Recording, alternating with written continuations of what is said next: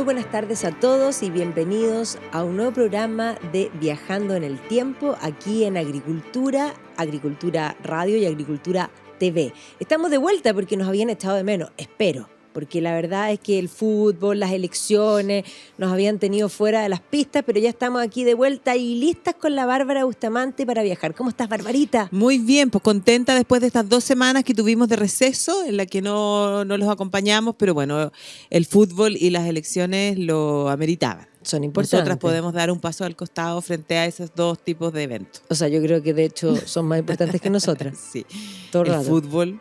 El fútbol de todas mucho maneras. Más que las elecciones también. Sí, bueno, pero bueno, aquí estamos de vuelta y nos vamos a ir de viaje lejos, ¿te tinca? Vámonos lejos, sí, vámonos lejos y vámonos a uno de los lugares favoritos tuyos. Yo sé que dentro del ranking de ciudades que tú conoces, que has visitado, esta ocupa el primero y si no el segundo lugar. No, o sea, sí. Y obviamente que tenemos todo listo con Turismo Cocha porque nosotros siempre viajamos con ellos. Siempre con Turismo Cocha porque son los que mejor lo hacen, los que mejor organizan todos los detalles para que uno, la verdad, no tenga que preocuparse absolutamente nada, simplemente de disfrutar.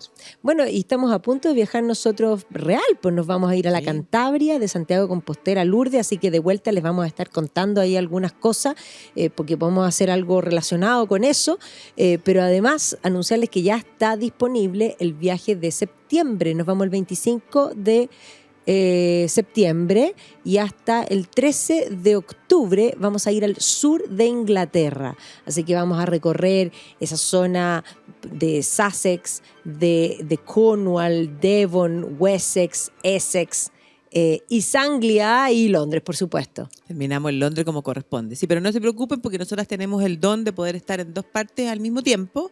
Así que mientras viajamos, los domingos igual vamos a estar aquí. Pero siempre estamos acá. Si solo el fútbol y las elecciones. Solo el fútbol y la elección. Nos pueden dejar fuera. Sí.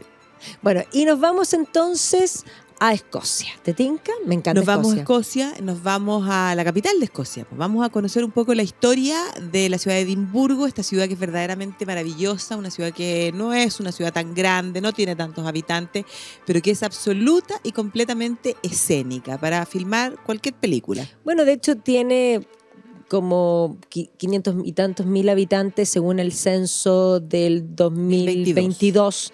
O sea, no tiene ni un poquito más de medio millón. 580.000 habitantes. Claro, pero esa es la población permanente, más hay que agregarle una población flotante porque tiene una capacidad hotelera muy importante que solo está enteramente ocupada en el mes de agosto.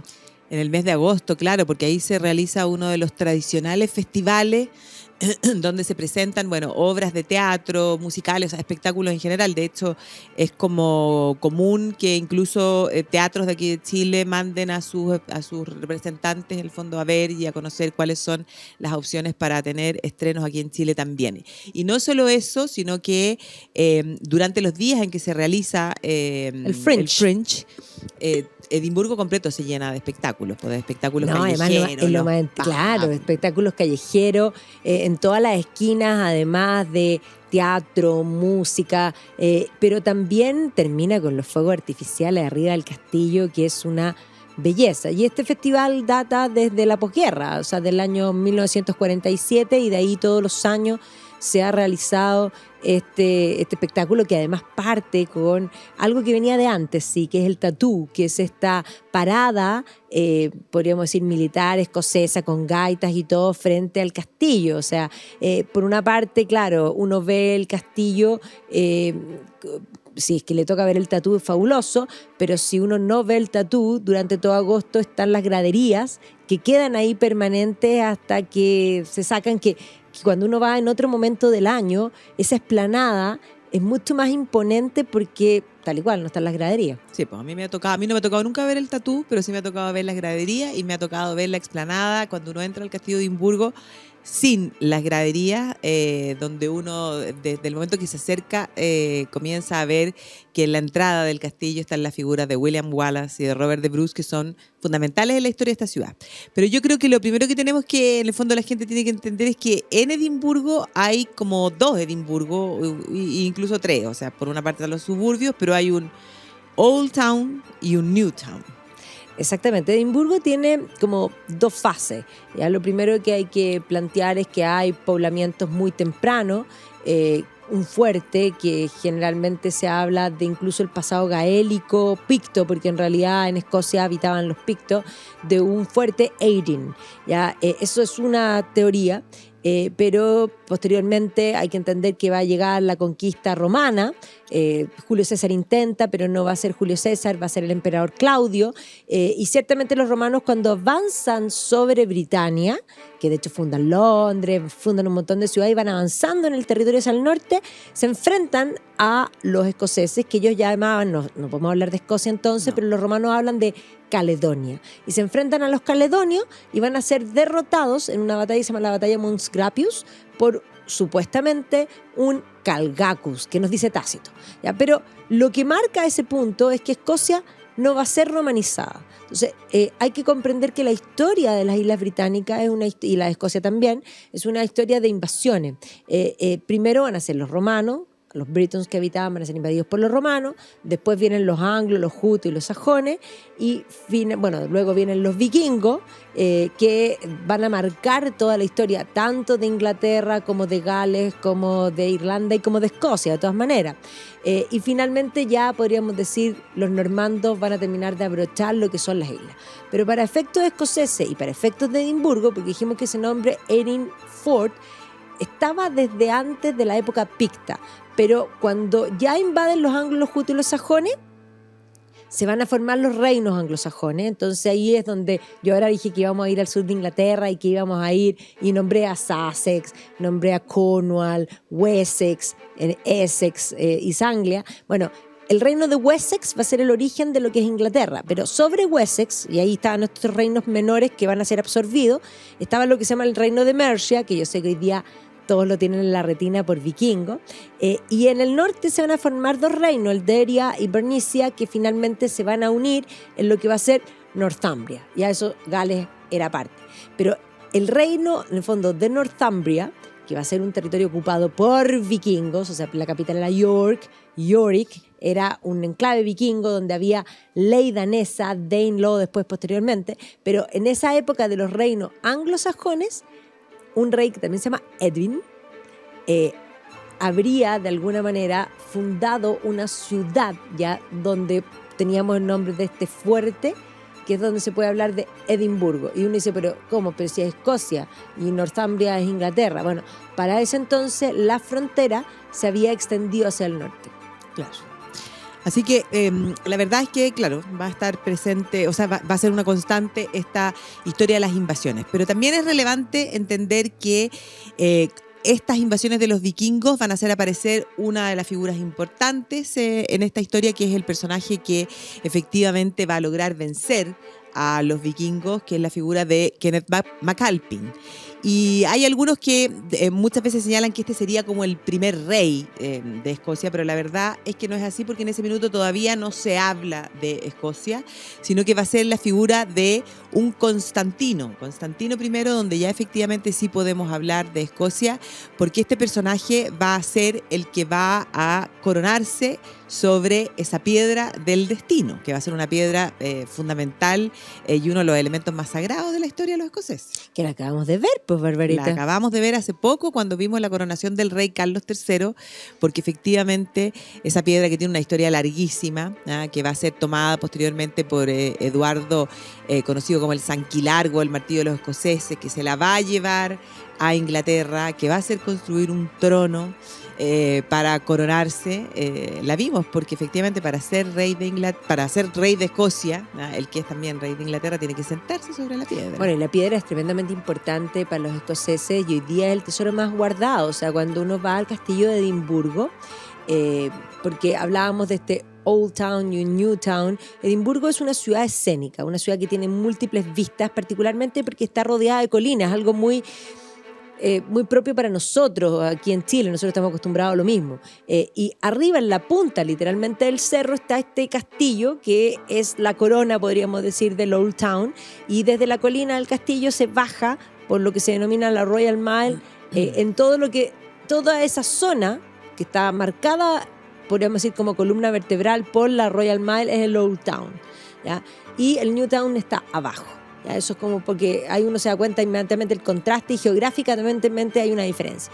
Pero en el castillo de Edimburgo, en la punta, en la corona de la colina, está el castillo, que es una citadel, principalmente es una Claro. fortaleza donde hay no múltiples... es un solo castillo. No, es un hay múltiples castillo, edificios de distintos tiempos, de distintos periodos, pero efectivamente ahí están las joyas de la corona y donde están, que son bastante más sencillas que austera. las británicas, pero lo más importante y que ellos plantean es esta piedra, que la exhiben, está exhibida ahí, no se puede fotografiar, pero además tienen tantas historias, pero es lo que podríamos decir hace no solo al rey, hace Escocia. Sí, claro, y además pensar, imagínate, estamos hablando desde el 930, por ahí, 930, 940, o sea, son harto tiempo. Y además con esta historia de que la piedra permaneció en Inglaterra hasta la década de 1970. Cuando recién fue devuelta a los escoceses. Entonces, como yo creo que una parte bien integrante, o sea, bien importante de la historia de Escocia.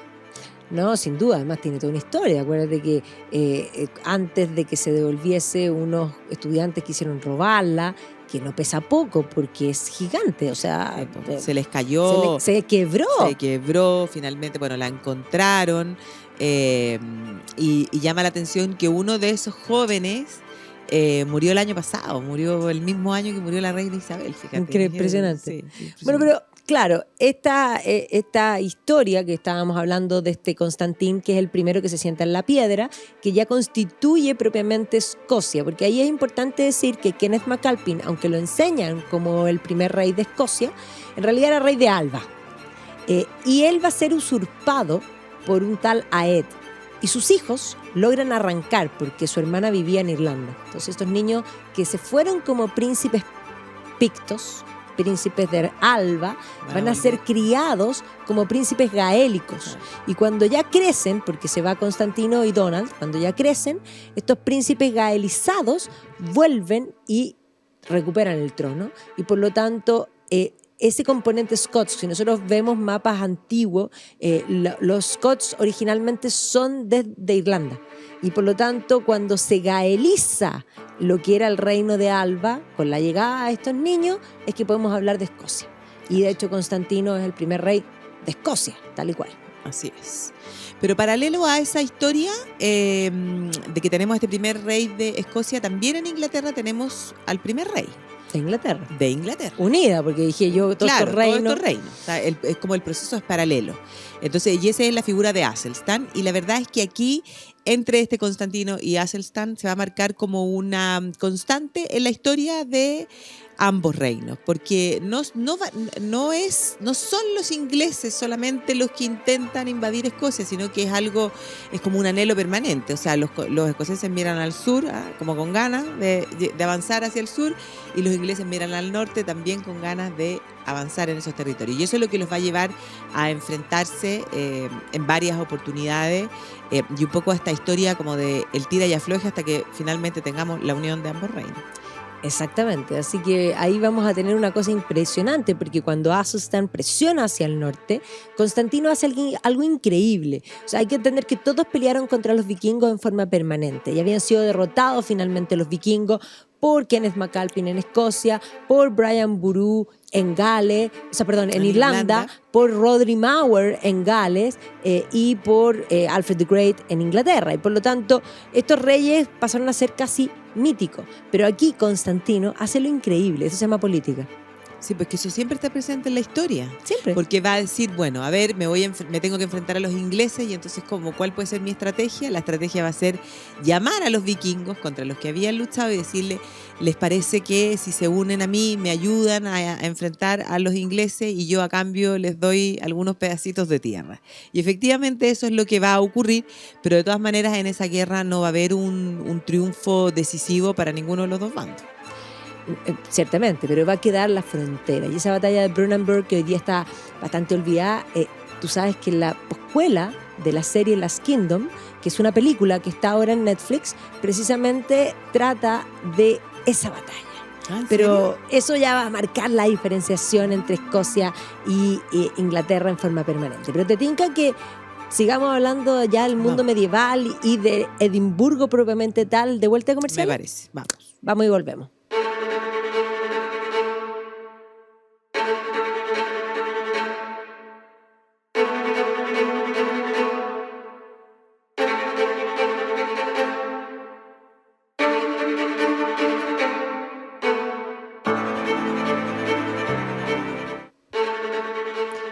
Y estamos de vuelta aquí en Viajando en el Tiempo, en Radio Agricultura y Agricultura TV, hablando de Edimburgo. Y ya tenemos constituido esta ciudad, este fuerte de Erin, que va a ir tomando una característica escocesa, ya desde Constantino en adelante. Podemos hablar de Constantino I, podemos hablar de Escocia, y entramos al periodo medieval, donde ya vamos a empezar a mirar un poco la ciudad. Y ciertamente dentro de la dinastía de los Canmore, que así se llama la primera dinastía de Escocia, vale la pena mencionar, sin lugar a duda, a Malcolm III, que se enamora y con una mujer que va a ser fundamental para Escocia. Sí, pues se enamora de Margarita, que va a ser finalmente Santa Margarita, que ella estaba emparentada con el rey de Inglaterra, que era Eduardo el Confesor, y que frente a la invasión de los normandos, ella va, en el fondo, a arrancar hacia el norte.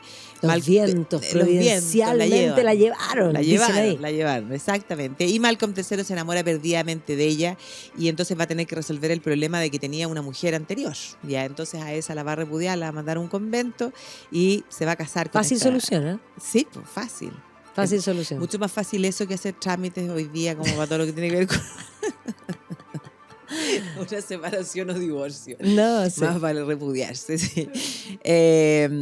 Bueno, pero van a formar una pareja que es súper importante, y sobre todo porque van a quedar probablemente las huellas más antiguas que encontramos dentro de ese castillo de Edimburgo tienen que ver con la figura de Margarita. Claro, dentro del castillo de Edimburgo hay múltiples edificaciones. Dije que era una citadela, es decir, una ciudad amurallada, y dentro de las edificaciones hay una que probablemente es la que menos destaca cuando uno la mira, porque parece, como digo yo, un cuadrado con un triángulo, o sea, como para estudiar la figura geométrica, una cosa muy pequeña. Y es una capillita. Una especie como de bodeguita, parece. Como una bodega, claro, así como casi para guardarla. Una bodeguita de piedra. Una bodeguita de piedra, pero en verdad es una capilla bellísima, porque además es una capilla que en el fondo románica, muy sencilla. Muy pura. Muy purista, que realmente recoge, y así es en el fondo la capilla de Santa Margarita. Es la capilla de esta Santa Margarita, y esta Santa Margarita que además posteriormente su hijo David va como a retomar la labor de ella, y entonces ahí no solo en Edimburgo o desde Edimburgo se va a iniciar todo lo que es esta ruta de las abadías que están por todo el territorio y que hoy día vemos que son ruinas. Claro, que hay un punto bien importante, porque Margarita va a fomentar la importación de órdenes, digamos, clericales. Y esto va a ser muy importante, porque no es simplemente que llegue monje, ¿ya? Porque uno lo piensa así, no, es que llegue intelectualidad, sí, porque pues, efectivamente la intelectualidad estaba en el monacato, y por lo tanto todos estos monjes que van a empezar a llegar en el fondo este es el momento en que llegan los monjes negros, los Blackfriars, es decir, los dominicos, pero que también van a llegar en el fondo franciscanos, que ahí van a ser súper importantes para la historia de Escocia, porque van a haber franciscanos muy emblemáticos, entre ellos el propio Dan Scotto, que ya vamos a hablar de él, pero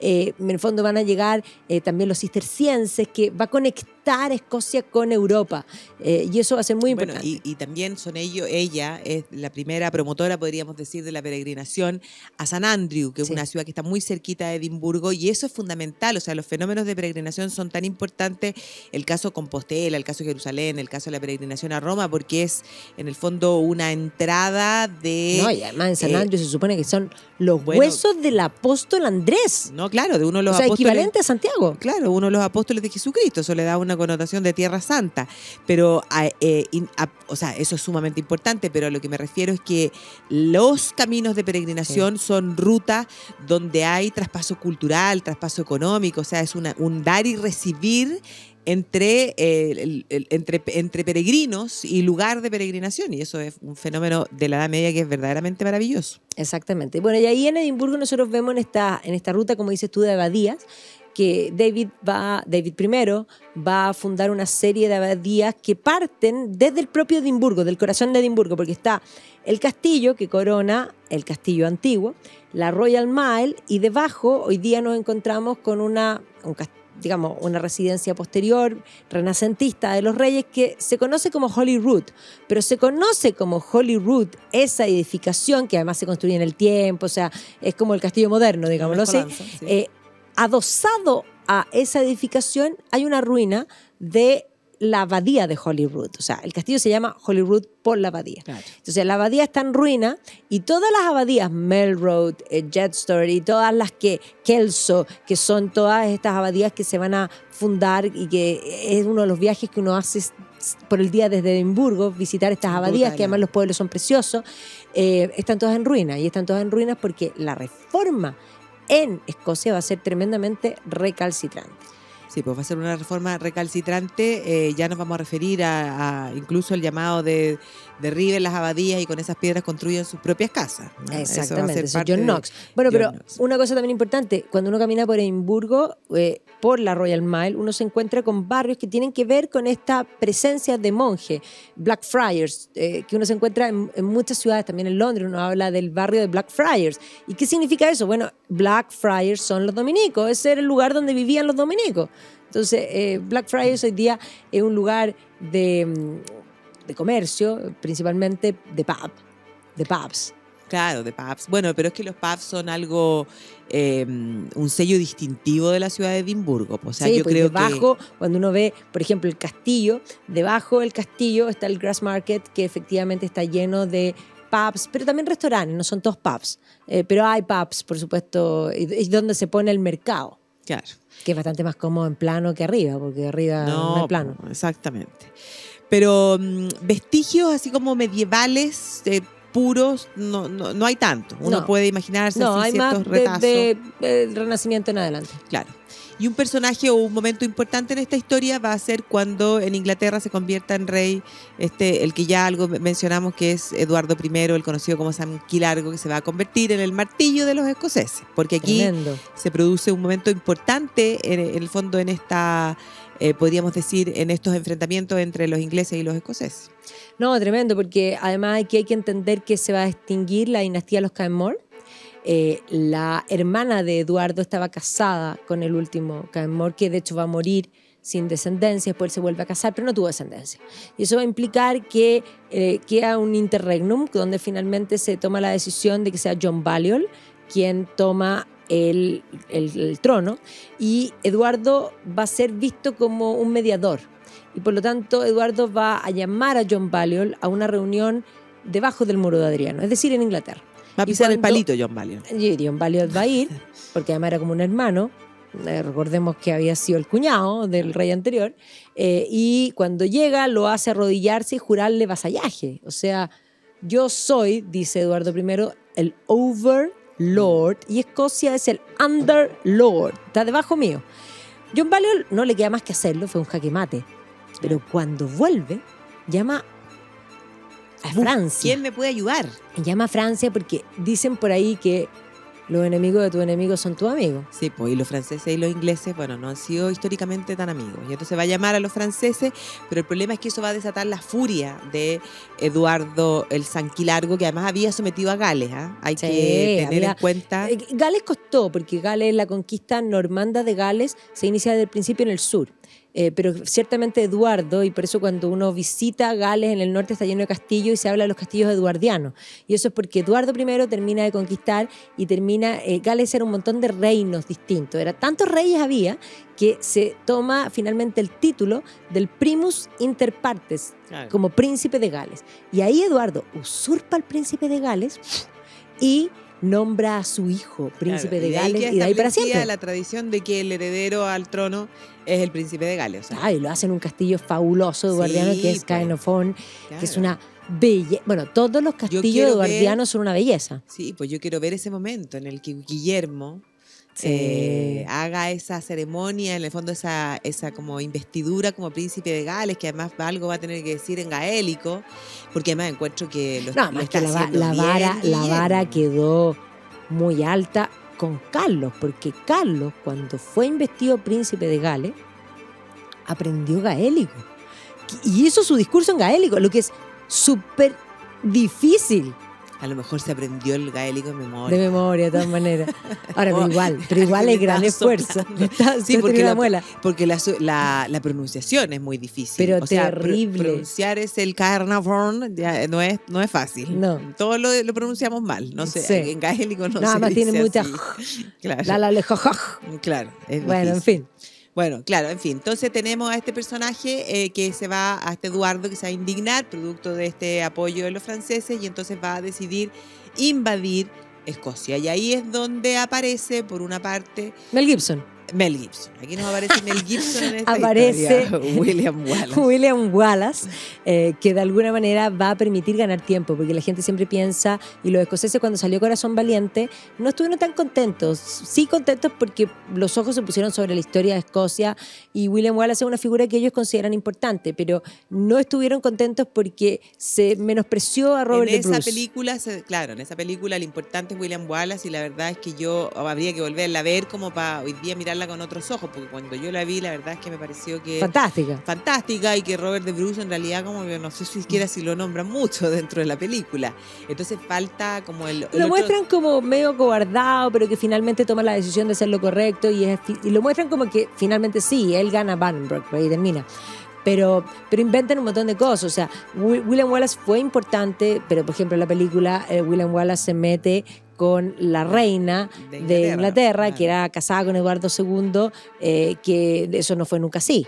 No, Ya, claro, de hecho, la reina sí tenía un amante, pero no era William Wallace, era Roger Mortimer. Ya, pero, en fin, pero obviamente que lo muestran más importante por este concepto de la democratización. Ahora, William Wallace fue importante, pero va a pelear junto con Murray y lo que va a lograr es hacer ganar tiempo. Claro, pero además, bueno, pero aquí hay que entender que finalmente va a terminar muy mal, porque finalmente William Wallace va a ser capturado, va a ser muerto, descuartizado, su cuerpo va a ser desmembrado y partes de su cuerpo van a ir por todo el reino diciendo, bueno, nadie se revela ante Eduardo. Y entonces ahí viene el gran problema, o sea, con Robert de Bruce. Pero el problema de Robert de Bruce incluso es anterior, porque cuando William Wallace está peleando y ganando, pensemos en Stirling y en Falkirk, efectivamente los escoceses no estaban claros quién iba a gobernar, había una disputa.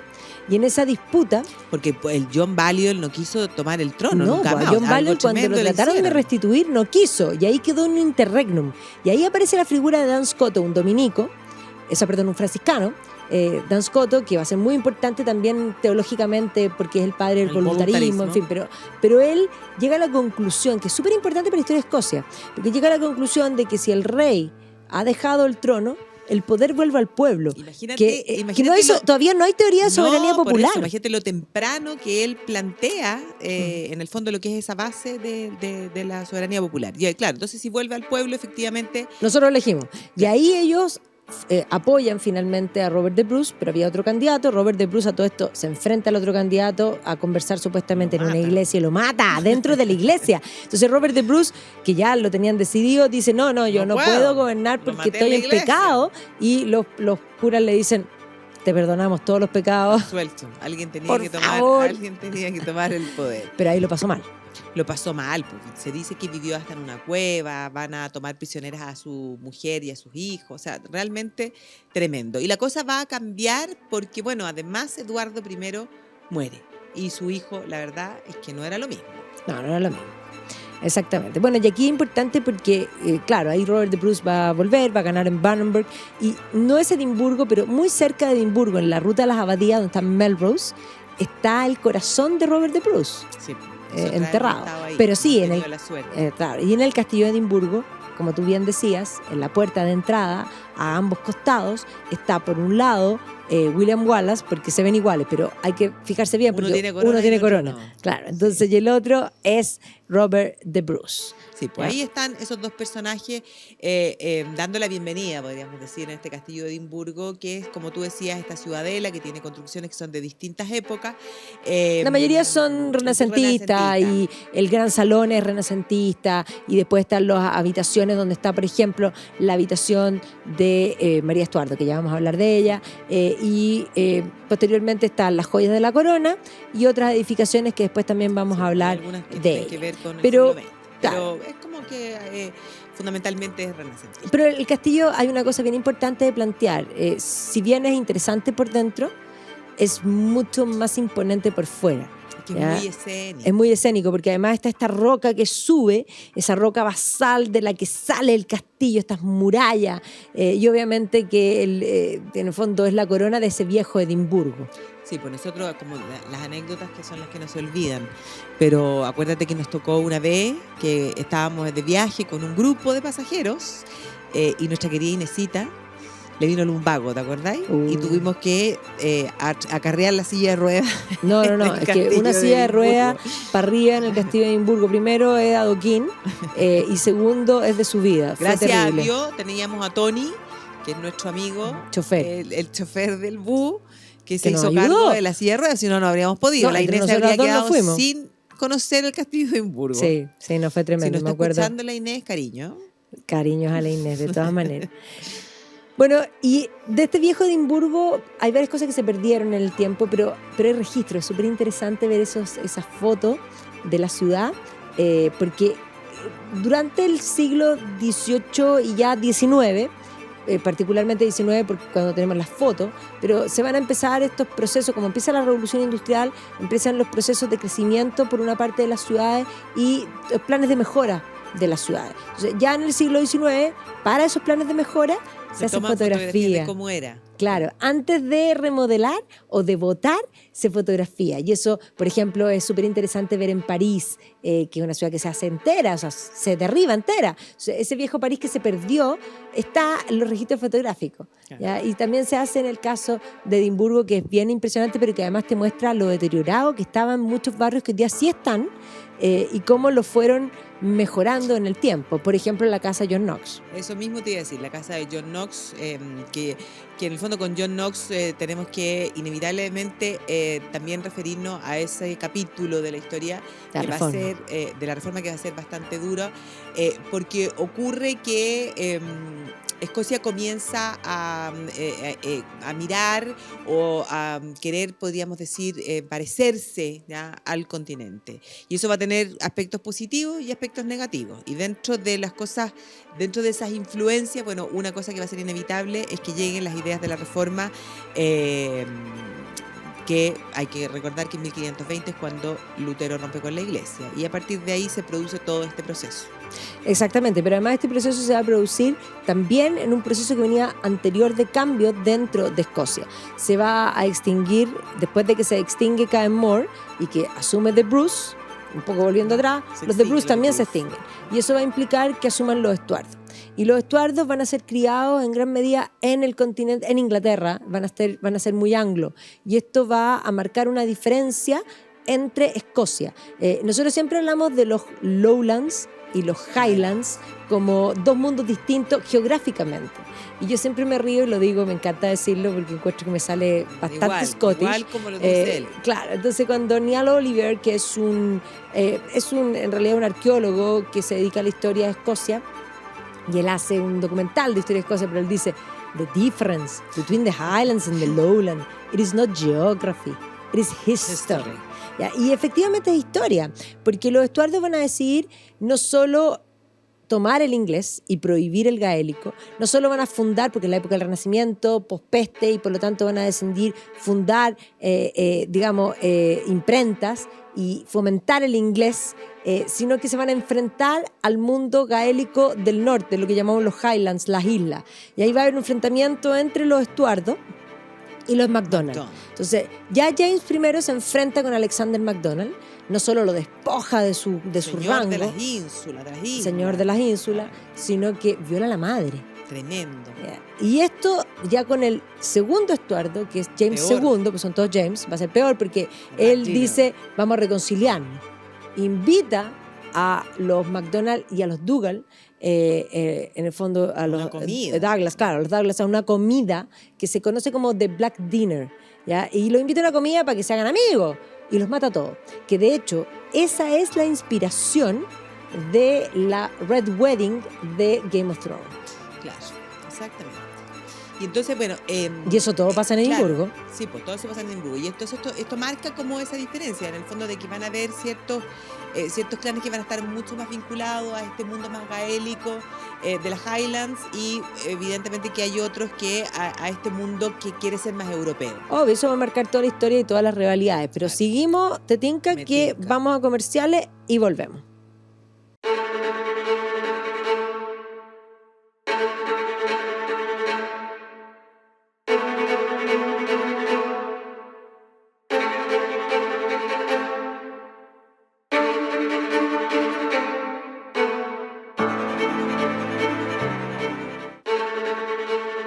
estamos de vuelta aquí en Viajando en el Tiempo, estamos en Edimburgo y precisamente estábamos hablando de esta diferencia entre los Estuardo y el mundo de las gaélico Highlands. de las islas. Y claro, son ellos los que construyen Holyrood. Sí, pues son ellos porque, claro, tienen que haber encontrado que ese castillo en lo alto, en el fondo, era como demasiado vinculado a ese mundo tan gaélico, entonces tenía que ser una cosa más europea, más al estilo de los castillos que tenían las otras familias reinantes. Ahora, Holyrood es una mixtura, porque si bien es un castillo renacentista o un palacio renacentista, va a ser remodelado en el siglo XVIII y por lo tanto los interiores son bastante georgianos, digámoslo Sí, así. po. Bueno, y hay que pensar que cuando el rey está en Edimburgo, se queda en Holyrood, po.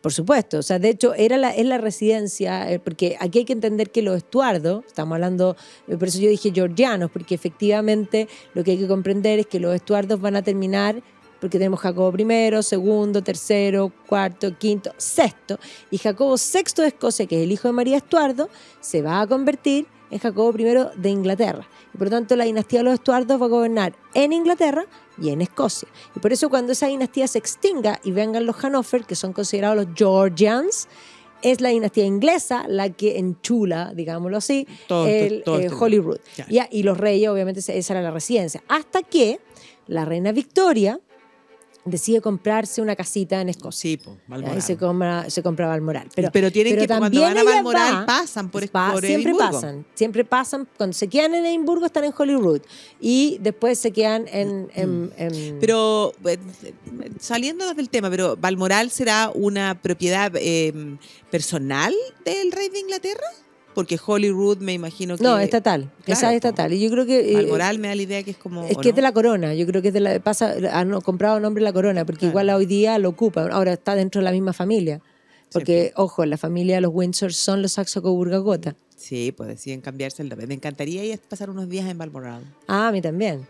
No tendría ropa, si me pasaría como lo de la Margaret Thatcher cuando va a... Cuando van The Crown. Sí. Como con un estileto a salir a cazar. Es tal cual. Así, eso me pasaría a mí. Bueno, Sí. es que tener una Hunter no es fácil. Po. No. Pero bueno, en fin. La verdad es que, como tú bien decías, la reforma va a ser recalcitrante y ahí también en Edimburgo vemos, por ejemplo, la Royal Mile, cuando uno camina, uno baja del castillo y se encuentra primero con vestigios de esta reforma, o sea, con iglesias desacramentadas. O sea, hoy día la primera que se ve como una iglesia que es gótica y todo, hoy día es una biblioteca pública. Y después está St. Giles, que es la catedral, y que obviamente recuerda la figura de John Knox, porque ahí John Knox predicaba. Y John Knox está afuera de la catedral y John Knox está adentro de la catedral. Pero además John Knox está fuera de la catedral en forma particular, porque todos los jardines de St. Giles hoy día son estacionamientos y por lo tanto se le quitaron a la iglesia. El número 23. Y en el estacionamiento 23 está la placa de donde estuvo enterrado John Knox, y que obviamente lo movieron porque no es que hoy día la gente se estaciona arriba de John Knox, pero es igual interesante ver eso. Claro. Pero ahí también vemos en la Royal Mile la casa de John Knox, que está remodelada y que vale la pena porque es un estilo bien prístino de lo que era la arquitectura de una casa renacentista en esa época, que obviamente está rehecho. Claro. Pero es interesante. Es interesante, pero también es interesante las consecuencias que va a tener la profundidad en el fondo de esta reforma, de esta reforma presbiteriana, del puritanismo y de este grupo que va a surgir a partir de ahí, que son estos covenanters, porque incluso eso tiene que ver con todos los sucesos y acontecimientos políticos que vienen después. No, por supuesto. De hecho, por ejemplo, María Estuardo, cuando ella vuelve, porque después de que quedó viuda del rey de Francia, ella era la reina, pero era católica, y eso va a implicarle ya animadversión, pero ella comete una serie de estupideces, y una vez de que ella decide volver a casarse, matar a su marido en rigor con su amante, es acusada de prostituta, es obligada a abdicar, y ahí va a quedar finalmente el trono en manos de su hijo. Y ella, a su vez, buscando refugio en Inglaterra, termina presa y después muerta por complotar políticamente, porque entendamos que las guerras de religión y religión y política siempre han estado combinados, y por lo tanto lo religioso y lo político va a seguir combinado, y va a seguir combinado en el tiempo, porque dentro de los Estuardos que van a gobernar después de Isabel I en Inglaterra, que se produce esta Gran Bretaña, vamos a ver que ya James I de Inglaterra, que es James VI de Escocia, que completa la reforma con la Biblia de King James, va a tener problemas. Los católicos le hacen un intento de asesinato, un plot. Pero ya a su hijo le estalla la guerra civil. Sí. Y ahí, por lo tanto, la guerra civil es político y es también religiosa. Pero en Edimburgo, él trata de ir a Edimburgo. Y en Edimburgo, frente a St. Giles, está la estatua ecuestre de Carlos II. ¿Ya? Y ahí en ese periodo, digámoslo así, hay harta edificación, hay harto pub. ¿Ya? Está la Talbot's Tavern, que está también en la Royal Mile y que es uno de los pubs más antiguos y que uno de los clásicos, digámoslo así. Se fundan universidades, porque Sí. Efectivamente, cuando venga después la restauración, porque después de que el rey es muerto en la guerra civil, viene Oliver Cromwell, y cuando venga la restauración, Carlos II es el que fomenta toda la ciencia, y eso también se manifiesta en la ciudad de Edimburgo. Sí, pues hay que pensar que Edimburgo tiene además su propia universidad que va a ser un foco de desarrollo bastante importante. Muy importante, que además la combinación de la lectoescritura que tomó la reforma va a generar lo que se denomina la ilustración escocesa. Claro. ¿Ya? Entonces en Edimburgo hay mucha edificación de este periodo, pero además cuando uno camina por la Royal Mile hay que ir metiéndose como por los callejones y uno se encuentra con esos spots deliciosos. Sí, pues porque hay como unas especies como de pasadizo que uno dice, ¿qué es lo que me voy a encontrar al otro lado? Y a veces uno encuentra cosas que son realmente increíbles. Muchas veces unos pubs que son de los más famosos que están, que uno, la verdad es que como uno dice, ¿cómo uno llega aquí? O sea, si a ti te dijeran, anda a tal pub y te dicen en tal calle, bueno, la cuestión es que la puertecita está absolutamente escondida. Y lugares que son como para filmar películas, o sea, todo el rato. Todo el rato. Y aquí también se fundan grandes casonas porque hay grandes fortunas a los alrededores de Edimburgo, ya gente que va a ir creciendo, nuevas edificaciones para la universidad, en fin. Pero va a venir lo que se denomina la ilustración escocesa, porque una de las cosas importantes es que los escoceses van a ser los que van a comenzar a manejar el imperio británico comercialmente. Entonces van a empezar a hacer fortuna. Y por eso es bien interesante entender que en 1707, en el reino de la reina Ana, cuando se produce el acta de unión, son los escoceses los que lo piden. Y ese auge económico, con ese auge intelectual, va a manifestarse la ilustración escocesa. O sea, hay también lugares interesantes, porque al lado del Castillo de Edimburgo, arriba, hay un restaurante que se llama The Witchery, que es súper famoso. Y The Witchery dice, ahí tal y cual afuera, que este era el lugar donde se juntaban grandes mentes. Y ahí se juntaban, si uno piensa en Adam Smith, David Hume, pero posteriormente también Samuel Johnson, que eran británicos también que venían. O sea, Edimburgo era la Atenas del norte. Un centro de intelectualidad importante y además con un auge económico, auge comercial también que es destacable y que hace que la ciudad también comience a vivir estas modificaciones, porque en el fondo, en la medida que hay recursos, se puede ir embelleciendo. No, por supuesto. Y además, la universidad va a ser la cuna, por ejemplo, de toda la medicina. Toda la medicina moderna surge desde Escocia. Monroe y después los Hunters, o sea, William y en fondo John Hunter van a ser importantes. Y esto además sucede después de que Escocia había sido bastante mancillada, porque hay que entender que durante la época georgiana y un poco antes, desde la usurpación de James II, que todavía era en Estuardo,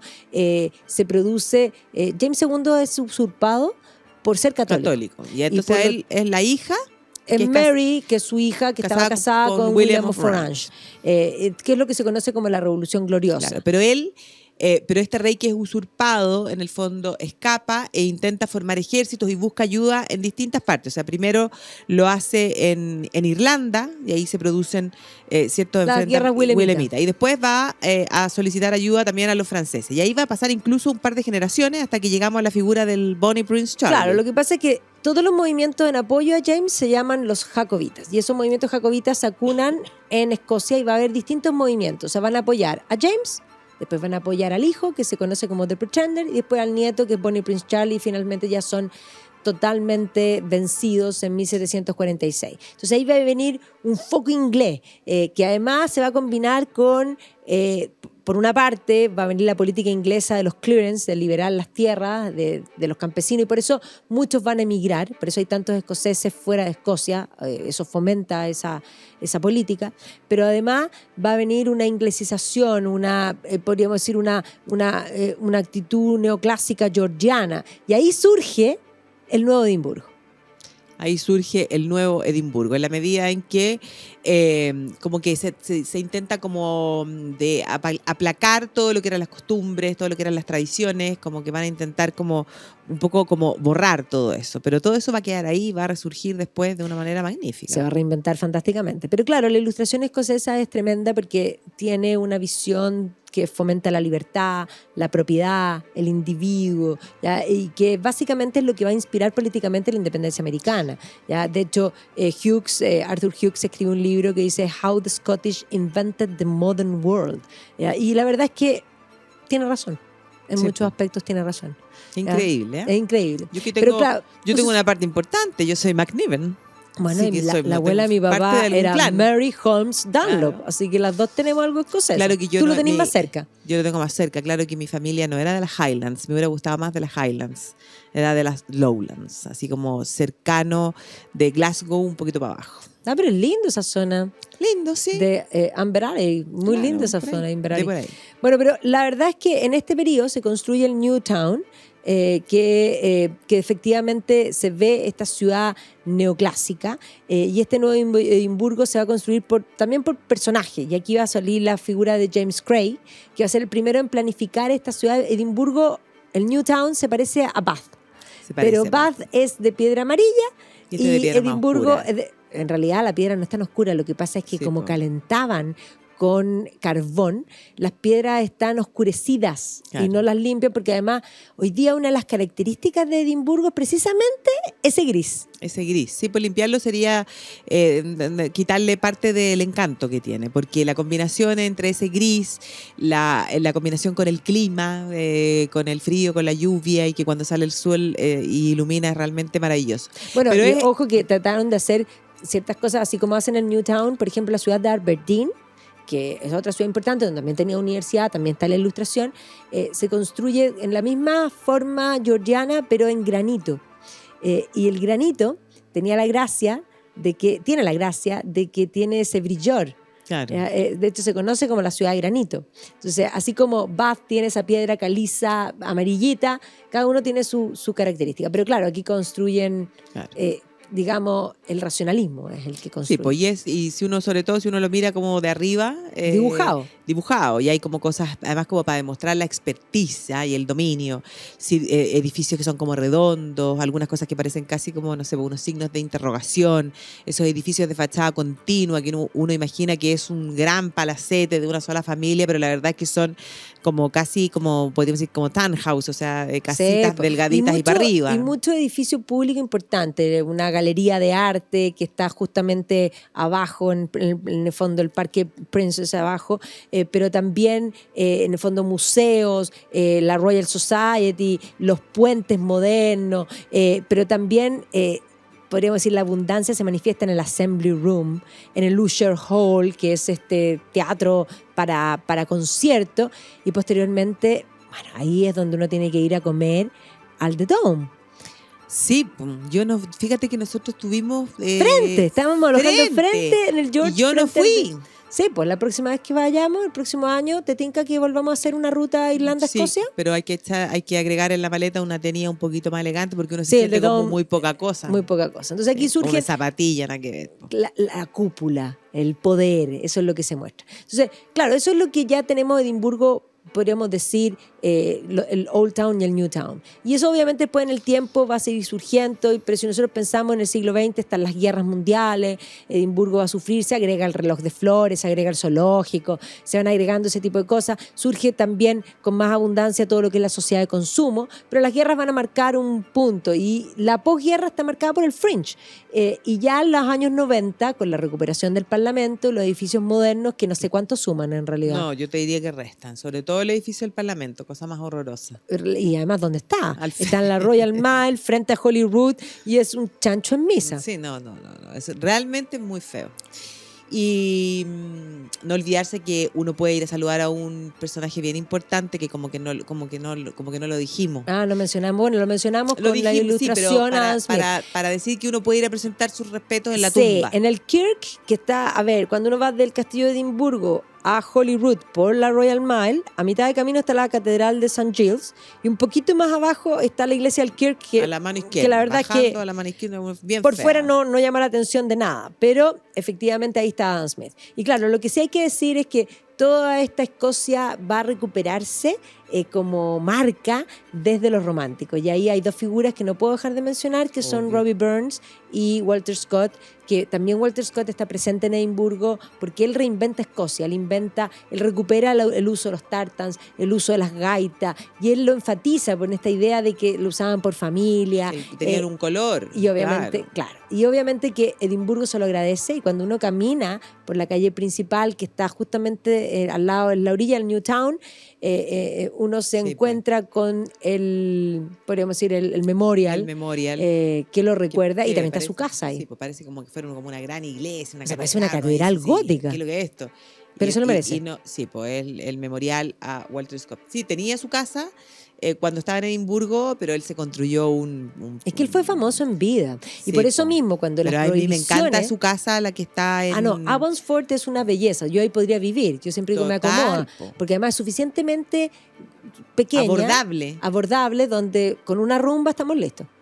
Sí, po, y con la escoba y la pala también. No, pero es que lo que pasa es que estamos claros que hay palacios que son tan grandes que si uno le dicen, yo no podría vivir inabordable. aquí. No, ahí en ese hay rinconcitos donde uno dice, aquí me tiraría a dormir la siesta. No, y quedar en la ventanita con el sol solcito. frente al río Tweed, no, una maravilla, una maravilla. Sí. Bueno, ahí es importante decir que Walter Scott inventa Escocia, y por eso los escoceses son tan agradecidos, porque así como tenían prohibidos todas las cosas, él, claro, porque lo que él hace es que cuando va al rey, que era Jorge IV de los Hannover, él le deja, Que era él gordo. organiza la avenida, y era gordo, claro, y le deja sobre la cama un tartans. Y por lo tanto el rey se pone pollera, feliz, y además le organiza los pipes y todas las prohibiciones se las pasó por Claro, donde y los a partir de quiso. ahí se puso de moda, po. Y De la moda, familia porque- real siempre, cada vez que está en Escocia, se ponen el kilt, el rey, se visten con los trajes tradicionales. La reina Victoria, que hasta las crinolinas eran de Ay, la tartan. reina Isabel II y Carlos también. Sí, todos. Bueno, pero ya vamos a volver a hablar de Escocia, porque ahora hicimos un barrido en la ciudad de Edimburgo, que es una ciudad realmente bellísima. A mi juicio, una de las ciudades más lindas de Europa. Tiene esos niveles y tiene ese ambiente, a pesar del frío. Cualquier pub es bueno. A mí me acomoda. Sí. Así que bueno, les agradecemos que nos hayan acompañado, que hayamos estado de vuelta, y no los vamos a abandonar. Nunca los abandonamos. Lo que pasa es que a veces hay cosas más importantes que nosotros. Eso sí, muchas cosas más importantes. Así que nos vemos la próxima semana. Que estén todos muy bien y feliz domingo.